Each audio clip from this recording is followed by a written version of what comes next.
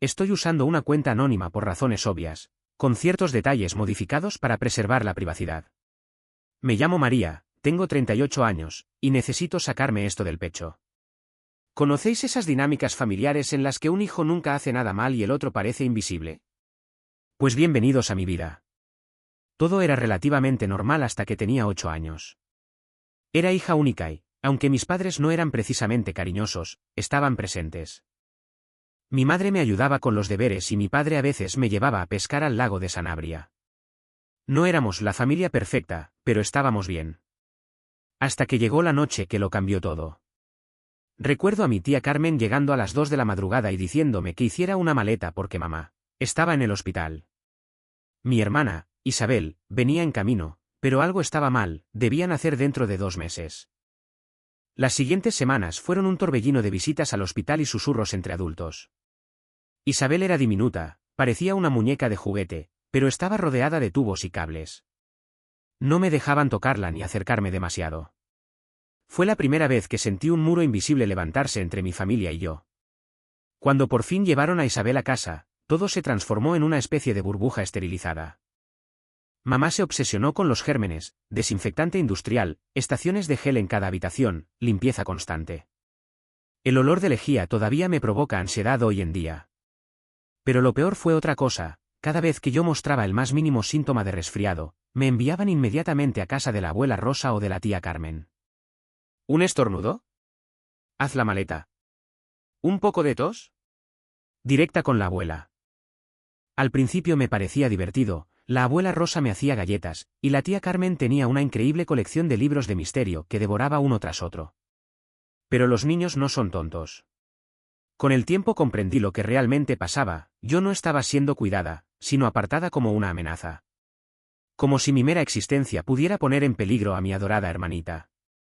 Intenté de todo para recuperar la atención de mis padres. Me esforzaba en el colegio, sacaba las mejores notas, pero mamá apenas levantaba la vista de la agenda médica de Isabel. Gané la feria científica con un proyecto de energías renovables y papá solo me pidió guardar el tablero en el garaje porque, según él, Isabel era alérgica al polvo del cartón, eso siquiera existe. La gota que colmó el vaso fue a mis 12 años. Llevaba meses preparándome para el concurso de talentos del colegio, aprendiendo a tocar puentes sobre aguas turbulentas al piano. Pero la noche del espectáculo, Isabel tenía 37,5 de fiebre. Adivinad quién no tuvo a nadie en el público. 2 semanas después, toda la familia, incluidos los abuelos de ambos lados, asistió a un recital de flauta de Isabel que duró 15 minutos y en el que apenas consiguió tocar campanitas del lugar. Isabel aprendió rápido a usar el sistema. Para cuando tenía 7 años ya no tenía problemas de salud reales, pero eso no le impidió fingir, un simple, me duele la cabeza y podía quedarse en casa, mientras yo tenía que encargarme de sus tareas. Si estaba cansada, yo debía hacer lo que ella dejaba. Si estaba preocupada por un examen, mamá llamaba al colegio para que le extendieran la fecha de entrega. Yo, en cambio, pasaba cada vez más tiempo en mi habitación, refugiándome en libros de arte e historia. Aquel cuarto se convirtió en mi santuario, sobre todo porque Isabel decía ser alérgica a mi ambientador de lavanda y era el único lugar donde no entraba. La verdad es que, en parte, hasta agradecía cuando ella fingía estar enferma. Al menos así me mandaban a casa de la abuela Rosa, donde alguien me preguntaba cómo me había ido el día. Ella fue quien despertó en mí la pasión por la joyería antigua. Tenía una colección impresionante de piezas de fantasía y me dejaba organizarlas y catalogarlas. Ahora pienso que aquello fue casi profético. Lo más doloroso no era solo el favoritismo, sino cómo mis padres reescribían la historia para justificarlo. Isabel necesita más atención porque tuvo un comienzo difícil, o María siempre ha sido tan independiente. Entiende que su hermana tiene necesidades especiales. Yo era una niña, no entendía por qué tener un buen sistema inmunológico me hacía menos digna de cariño. Años después me di cuenta de cómo aquello me moldeó, crecer sintiéndome una carga o alguien incómodo, no se borra fácilmente. Pero al menos aprendí a ser autosuficiente. Cuando nadie revisa tus deberes o se interesa por tus logros, aprendes rápido a ser tu propia animadora. El instituto para muchos es un infierno, para otros, un paraíso. Para mí fue un billete de salida. Mientras Isabel montaba su imperio de drama en secundaria, yo iba poniendo las bases de mi escape. Y nada motiva más que saber que nadie lo hará por ti. Recuerdo que gracias a esas horas ordenando la colección de la abuela, desarrollé un gusto por la organización sistemática y el detalle. En el instituto todo lo hacía igual, notas codificadas por colores, planes de estudio meticulosos, cada cosa en su lugar. Isabel se burlaba llamándome Rainman. Muy graciosa. Pero lo bueno de ser invisible es que nadie vigila tus fracasos ni tus éxitos. Así que hice lo que quise, me apunté a todos los clubes que no interfirieran con mi trabajo de medio tiempo en la cafetería de Doña Carolina. Ella era la única que recordaba mi cumpleaños cuando mis propios padres lo olvidaban.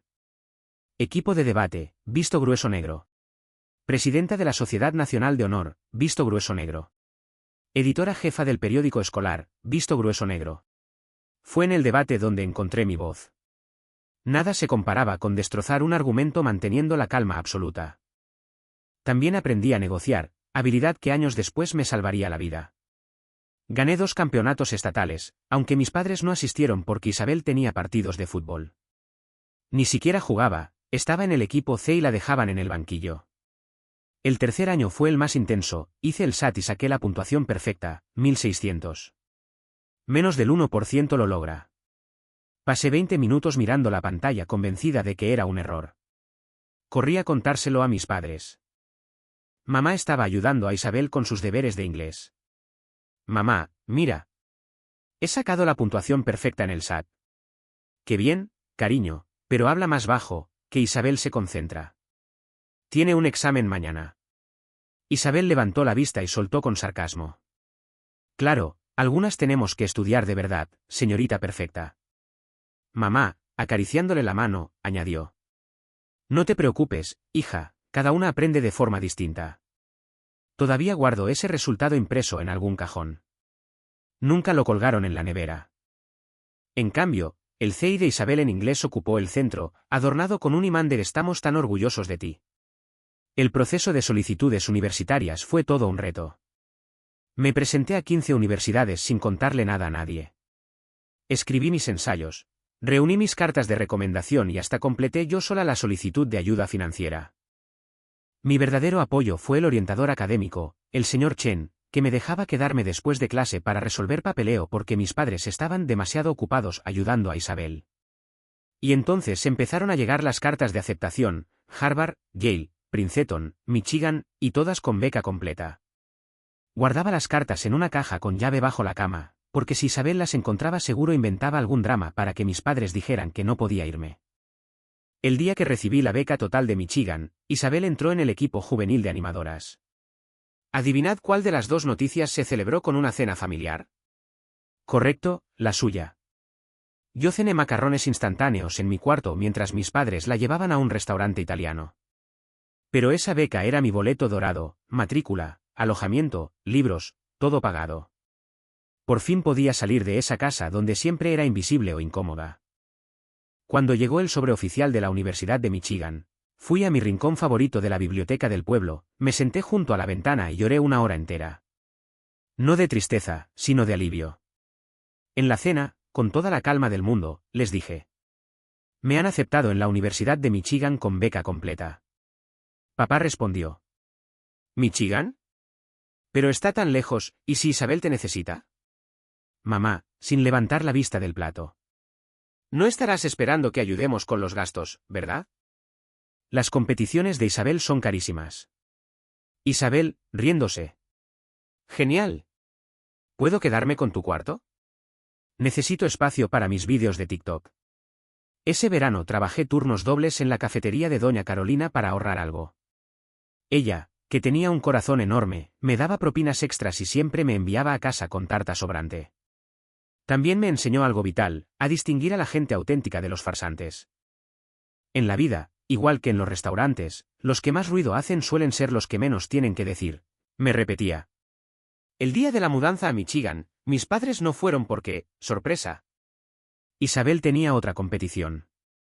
Me llevó la tía Carmen, me ayudó a instalarme en la residencia y me dio un sobre con 500 euros. Tu abuela Rosa quería que tuvieras esto.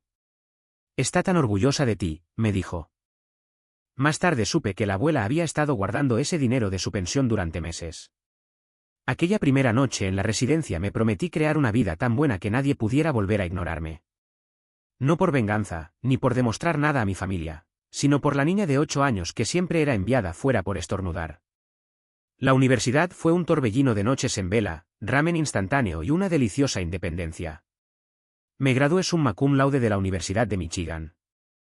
¿Mis padres? Ni se enteraron. Estaban ocupados ayudando a Isabel a cambiarse a su tercera universidad en 2 años. Después de graduarme, conseguí un puesto inicial en una casa de subastas en Detroit que llamaré Everett y Gutiérrez. No es el nombre real, pero si estáis en el sector sabréis cuál es. Era un lugar de alto nivel, con clientes de familias adineradas y coleccionistas exigentes. Empecé en el departamento de ventas de herencias, básicamente catalogando pertenencias de personas ricas que habían fallecido. No era glamuroso, pero pagaba las facturas. Mis primeros meses consistieron en registrar infinidad de vajillas de porcelana y muebles antiguos. Hasta que llegó el legado de los Kingston. La señora Kingston, viuda sin hijos, había dejado tras de sí lo que todos pensaban que era una gran colección de bisutería barata. Habitaciones enteras llenas de collares y broches. Allí fue donde las horas con la abuela Rosa resultaron útiles. Revisando un montón de piezas, me llamó la atención un broche Art Deco. No era ostentoso, pero algo no cuadraba, el peso era demasiado sólido para ser falso. Y el cierre era demasiado complejo para una imitación. Ese día me pasé la hora de la comida investigando marcas de joyeros antiguos. Luego me quedé hasta tarde usando las bases de datos de la empresa. Cuanto más investigaba, más convencida estaba, no era bisutería, era auténtico. El problema era que yo era la chica nueva. Nadie me creería si decía que habíamos encontrado un tesoro. Así que hice lo que aprendí en el equipo de debate, preparé un argumento irrefutable. Pasé 2 semanas, en mis descansos y por las noches, estudiando todo sobre joyería Art Deco. Incluso pagué un curso online de gemología con mis escasos ahorros. Finalmente, reuní el valor de hablar con mi jefe, el señor Gutiérrez. Preparé una presentación con imágenes comparativas, documentación histórica y firmas de época. Señor, creo que podríamos tener algo importante en la colección Kingston. Él, sin apartar la vista del móvil. María, ya catalogamos todo eso como bisutería. Lo sé, pero fíjese en estas marcas del fabricante. Coinciden exactamente con las de Cartier de 1925. Levantó la vista por primera vez. ¿Dónde aprendiste todo esto? He estado investigando. Para resumir, aquel broche que todos creían falso se vendió por $47,000 en la subasta. Era parte de una colección limitada de los años 20. A partir de entonces, Gutiérrez empezó a confiar en mí. Me encargaba piezas para autenticar, y poco a poco, lo que había empezado como un pasatiempo de ordenar joyas de la abuela se convirtió en mi especialidad. Me dediqué a aprender sin descanso, hacía todos los cursos online que podía pagar, pasaba los fines de semana en mercadillos de antigüedades investigando, llenaba mi piso con cuadernos y manuales de autenticación. Mi apartamento parecía la guarida de una académica obsesionada. El esfuerzo dio frutos, empecé a descubrir piezas que otros pasaban por alto, me gané la confianza de coleccionistas, y mis comisiones crecían. Por primera vez en mi vida no solo sobrevivía, sino que podía ahorrar. En las cenas familiares, sin embargo, seguía siendo invisible. ¿María sigue en esa tiendecita de antigüedades?, preguntaba mamá. Trabajo en una casa de subastas, y de hecho acabo de autenticar una pieza de Tiffany muy rara, contestaba yo. ¡Ay, hablando de joyas! Mirad esta pulsera que compré en el centro comercial, interrumpía Isabel, levantando su bisutería barata como si fuera un tesoro. Yo ya no me enfadaba. Había encontrado algo mío, algo en lo que era realmente buena, y nada tenía que ver con ser la hermana de Isabel. El verdadero punto de inflexión llegó con la colección Rothschild. Llevaba ya 2 años en la casa de subastas cuando nos asignaron catalogar las joyas de esta familia de viejo dinero. Había mucha expectación en el sector. Mientras revisaba piezas, noté un objeto aparentemente común, un colgante Art Nouveau que todos habían pasado por alto. Pasé 3 días investigándolo, casi sin dormir. Finalmente descubrí que se trataba de una pieza única de un joyero francés famoso, que se creía perdida durante la Segunda Guerra Mundial. En la subasta alcanzó los $238,000. Gutiérrez me llamó a su despacho y pensé que iba a ascenderme. En cambio, me dijo: María, estás desperdiciando tu talento aquí. Deberías tener tu propio negocio de autenticación. Al principio lo tomé como un cumplido y nada más. ¿Yo? ¿Montar un negocio? ¿Con qué dinero? Pero la idea se me quedó rondando en la cabeza. Empecé a aceptar pequeños trabajos de autentificación por cuenta propia. El boca a boca hizo el resto. Coleccionistas privados comenzaron a contactarme directamente. Una noche, rodeada de manuales de joyería en mi diminuto piso, tuve una epifanía: podía hacerlo. Podía crear algo propio.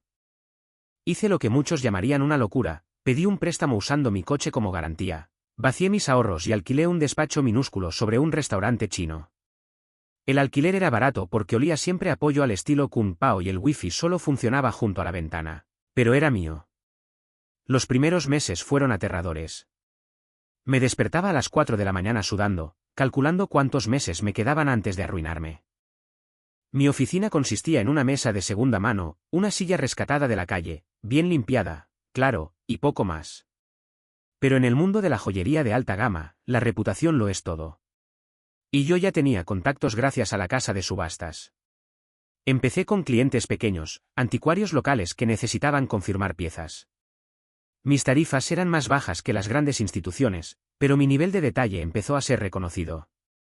A los 6 meses ocurrió el momento decisivo. Un comerciante con el que había trabajado en el pasado me pidió autenticar una colección de broches victorianos, que iba a vender.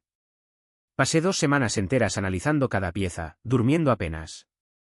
Descubrí que 2 de los broches, que todos creían copias, eran en realidad ejemplares rarísimos de 3 generaciones atrás. El dueño quedó tan impresionado que no solo me pagó, sino que me ofreció un 10% de comisión sobre la venta. Aquello fueron $86,000. Más dinero del que había ganado en los 2 años anteriores. De pronto, mi teléfono no paraba de sonar: coleccionistas privados, abogados de herencias, incluso la propia casa de subastas para la que había trabajado. Estoy convencida de que el propio Gutiérrez les habló de mí. Al cabo de 2 años, ya tenía mi primera empleada, Jenny, una recién graduada en gemología, tímida pero brillante. Me recordaba demasiado a mí a esa edad. Hoy en día es mi jefa de autenticación. La empresa creció más rápido de lo que podía imaginar. Nos mudamos a una oficina en el centro, dejamos atrás el olor a comida china, y formamos un equipo de especialistas. Mi reputación era clara: la mujer capaz de encontrar tesoros donde otros solo veían bisutería. El éxito, sin embargo, trajo un nuevo reto: mantenerlo en secreto frente a mi familia. Seguían convencidos de que yo trabajaba en una tiendecita de antigüedades. Isabel solía bromear en las cenas: María, tengo unas pulseras viejas que iba a donar, ¿quieres revisarlas en tu taller?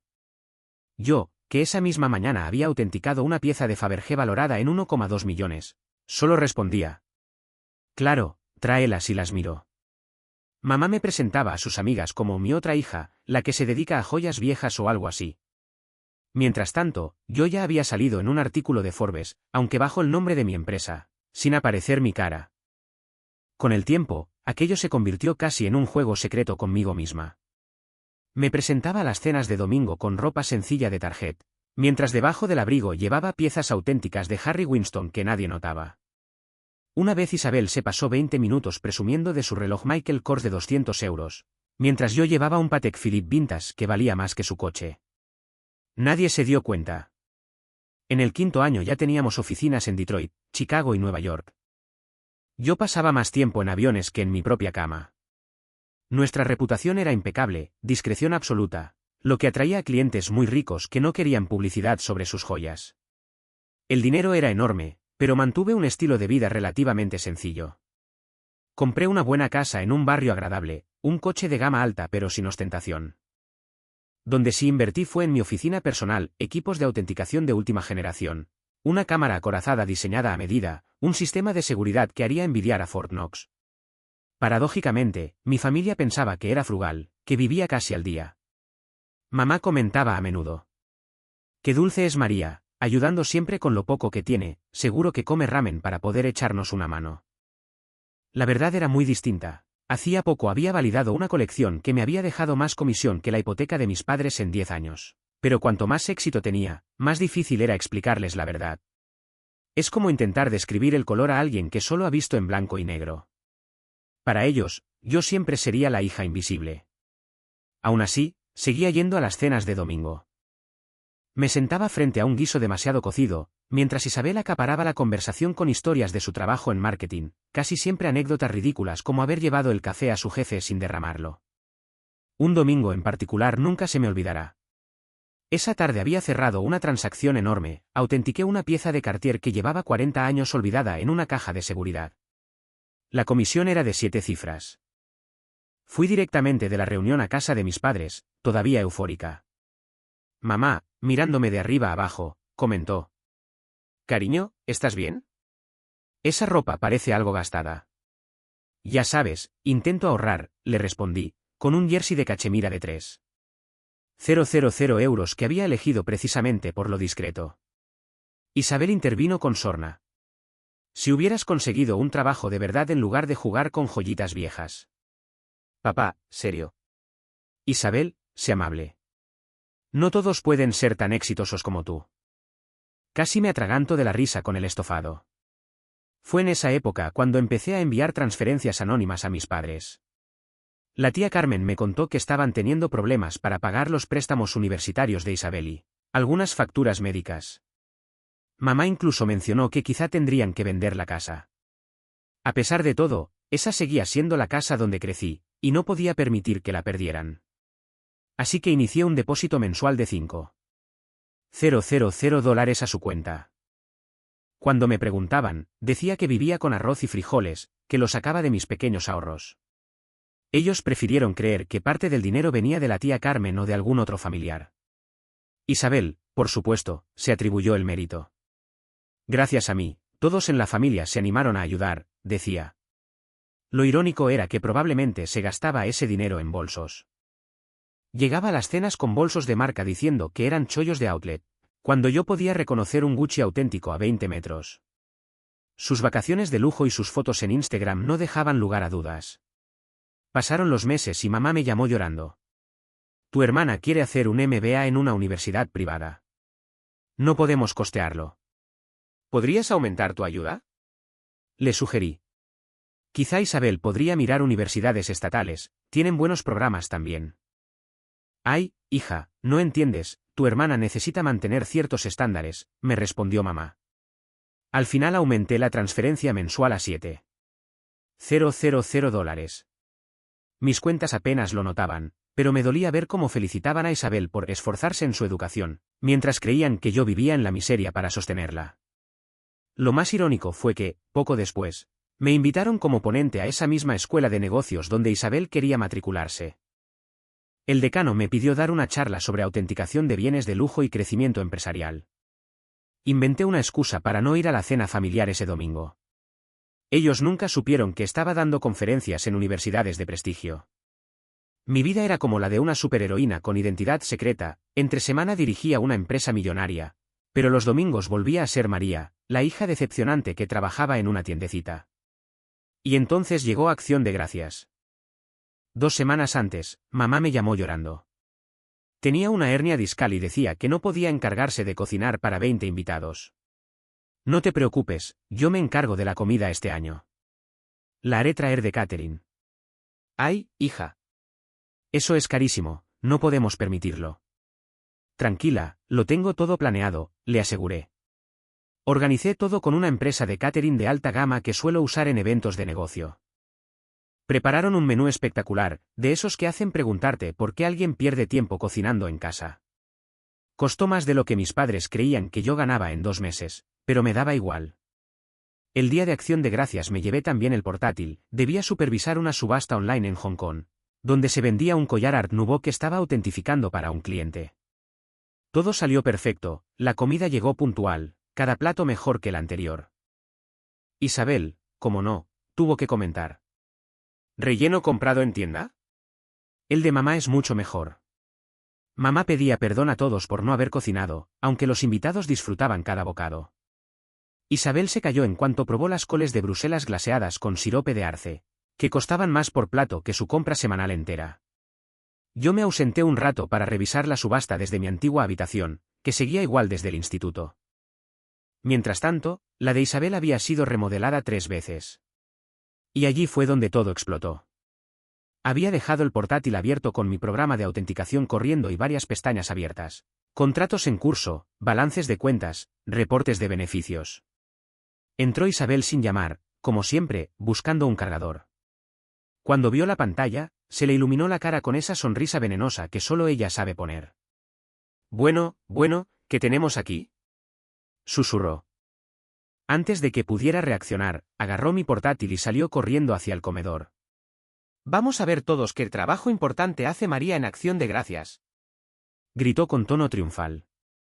La mesa estaba llena, tíos, primos, abuelos, mis padres, todos con el pavó gourmet y el vino caro, que ellos creían del supermercado. Isabel puso el ordenador frente a todos y giró la pantalla. De pronto, silencio absoluto. Podías oír el tic-tac del reloj de pared. En la pantalla aparecía claramente. Saldo actual, $12,4 millones. Contrato en curso, $485,000. Transacción reciente, 1,2 millones. Beneficio trimestral de la empresa, 4,2 millones. El rostro de Isabel pasó de la burla a la incredulidad, y luego al pánico. Parecía a punto de desmayarse. Balbuceó. Esto no puede ser real. ¿Qué pasa, hija?, preguntó mamá. Con la voz quebrada, Isabel murmuró. Es rica. María es rica. El silencio se hizo aún más pesado. Entonces mamá empezó a reír nerviosamente. No digas tonterías, cariño. María trabaja en esa tiendecita de antigüedades. Me levanté despacio, acomodé mi jersey de cachemira, que valía más que la hipoteca mensual de mis padres, y dije con calma. No, mamá. La verdad es que dirijo una de las empresas de autenticación de joyas más grandes del país. Autentifico piezas de millones. Esa tiendecita tiene oficinas en 3 ciudades. Papá se atragantó con el vino, la tía Carmen dejó caer el tenedor, y un primo empezó a toser.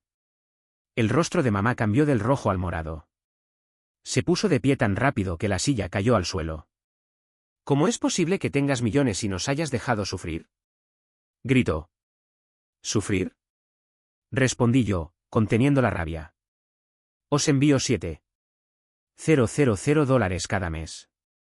Mientras estás sentada sobre millones.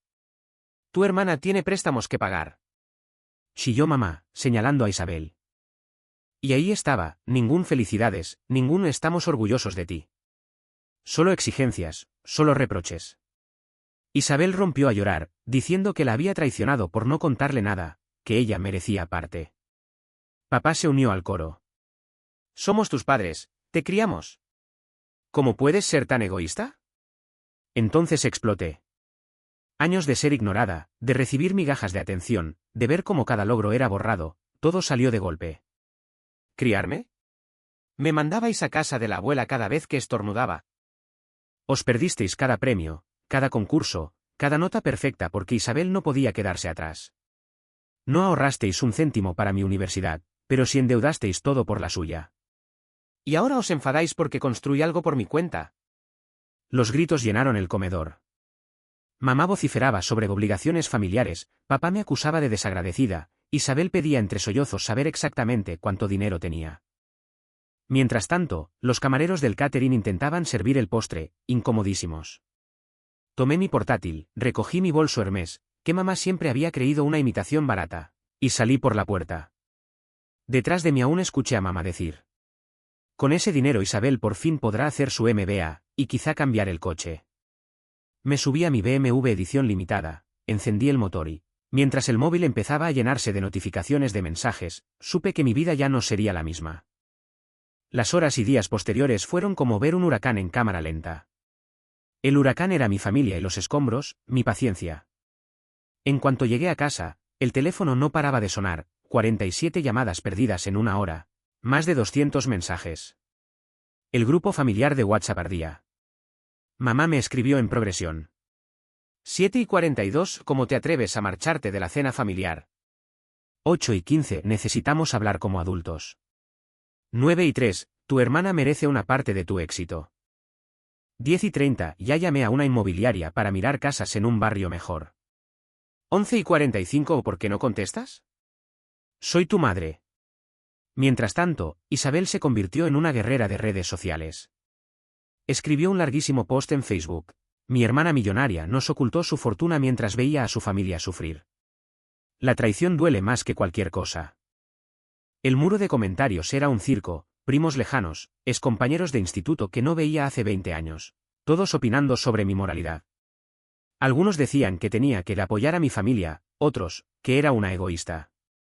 Isabel incluso afirmó que durante años me había dado consejos para que me superara, en esa tiendecita de antigüedades. Mentira absoluta, lo único que me había sugerido una vez fue vender pulseras en Etsy. Lo peor fueron los monos voladores, como los llama mi terapeuta, familiares y conocidos enviados a hacerme sentir culpable. La tía Susana, que veo cada 3 años, me llamó diciendo, la familia es lo primero. El tío Roberto, que aún cree que tengo 15 años, me mandó un email sermoneándome sobre compartir la riqueza. Incluso la esposa del primo de un primo lejano me escribió para decirme lo obligada que estaba a ayudar. Pero el colmo fue el lunes, cuando llegué a la oficina. En la recepción estaban mamá, papá e Isabel. Mi asistente, Jenny, me dijo que habían pedido cita para autenticar unas joyas. Isabel sostenía su bolso Michael Kors como si fuera un tesoro. La conversación fue un desastre. Hemos decidido, como familia, que lo justo es que crees fondos fiduciarios para todos, dijo mamá. ¿Una decisión familiar sin la persona a la que pertenece el dinero? Repliqué. Tu hermana necesita al menos 2 millones para empezar su nueva vida, añadió papá, muy serio. Y nosotros queremos retirarnos. Quizá una casita en la playa de Valencia, remató mamá. Los miré incrédula. ¿No os basta con los $7,000 que os envío cada mes? Eso no es nada comparado con lo que tienes. Nos lo debes, soltó Isabel, entre lágrimas falsas. ¿Debérselo? ¿Por qué? ¿Por los años que me ignorasteis? ¿Por las graduaciones que os perdisteis? ¿Por compararme siempre con Isabel? Mi voz temblaba de rabia. Mamá respondió. No seas dramática. Te dimos todo. No. Grité. Yo me lo di todo a mí misma. ¿Y sabéis qué? Se acabó. Saqué el móvil, entré en la aplicación del banco y cancelé las transferencias mensuales delante de ellos. El gesto de mamá fue como si le hubiera abofeteado. Isabel fingió llorar, pero al ver que no colaba, se calló. Se negaban a irse. Tuve que llamar a seguridad. Ver a mi madre de 60 años siendo escoltada fuera del edificio, gritando hija desagradecida. Fue surrealista. Jenny me preguntó si quería poner una denuncia formal. Le dije que no, pero ordené que añadieran sus nombres a la lista de no admitir del edificio. El acoso no paró en semanas. Me llamaban desde números distintos, me escribían desde correos falsos. Incluso intentaron contactar a través del servicio de atención al cliente de mi empresa. Al final tuve que enviar una notificación legal advirtiendo que, si seguían, los denunciaría por acoso. Entonces mamá jugó su última carta, llamó a la abuela Rosa. Pero lo que no esperaba era la respuesta de ella. Rosa, ¿puedes creer lo egoísta que es tu nieta? Le dijo mamá llorando. La abuela contestó tranquila. Pues yo digo, bien por María. Ya era hora de que alguien en esta familia triunfara por sus propios medios. Mamá dejó de hablarle durante 2 meses. Desde aquel día de Acción de Gracias han pasado 6 meses. Me mudé a una nueva casa con mejores medidas de seguridad. Cambié todos mis números y reforcé la protección de mis cuentas. ¿Y la empresa? Mejor que nunca. De hecho, la historia de mi familia corrió por ciertos círculos discretos y atrajo a varios clientes importantes que valoraron mi capacidad para manejar situaciones delicadas. Irónicamente, el drama me dio más prestigio. Isabel, por su parte, sigue escribiendo en redes sociales mensajes pasivo-agresivos sobre la toxicidad de la riqueza y la traición familiar. Incluso escuché que intenta montar su propia empresa de autenticación de joyas. Le deseo suerte, si de verdad lo intenta. Se dará cuenta de que no basta con sonrisas falsas y postureo en Instagram. Mis padres finalmente dejaron de contactarme cuando mi abogado les envió una carta detallando cómo un proceso por acoso podría afectar sus vidas. Desde entonces, cuentan a todo el mundo que nunca quisieron mi dinero y que rezan por mi salvación. ¿La mejor parte? Por primera vez en mi vida, me siento libre. No más cenas de domingo llenas de comentarios sarcásticos. No más minimizar mis logros para no eclipsar a Isabel.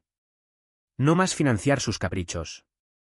Mi terapeuta dice que, por fin, estoy aprendiendo a poner límites saludables. Yo digo que, por fin, estoy viviendo auténticamente. Y sí, sigo en terapia. No, no me arrepiento de haberlos cortado. Y sí, la abuela Rosa está de maravilla, vendrá el mes que viene a visitarme y a ayudarme a catalogar una nueva colección. Una última cosa, Isabel. Sé que probablemente estás leyendo esto. Ese brazalete de Cartier que presumes en tu última foto de Instagram, es falso. Muy falso. Hoy, mirando atrás, me doy cuenta de que todo aquello que parecía una maldición en mi infancia se convirtió en mi motor.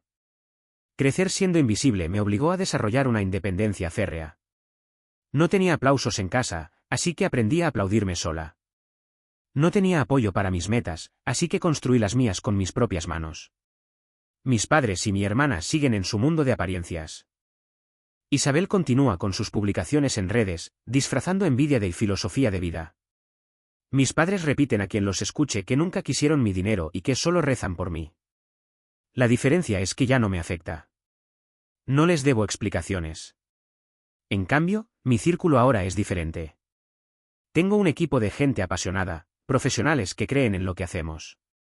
He viajado a lugares que nunca imaginé, he tenido en mis manos piezas que pertenecieron a la historia misma. Y, lo más importante, he aprendido a valorar a quienes están conmigo por lo que soy, no por lo que tengo. La abuela Rosa me llama todas las semanas. Ella siempre vio en mí lo que otros decidieron ignorar. En breve vendrá a ayudarme con una nueva colección, y sé que pasaremos horas como en los viejos tiempos, clasificando joyas, compartiendo historias, riendo juntas. Ella es, en realidad, mi familia.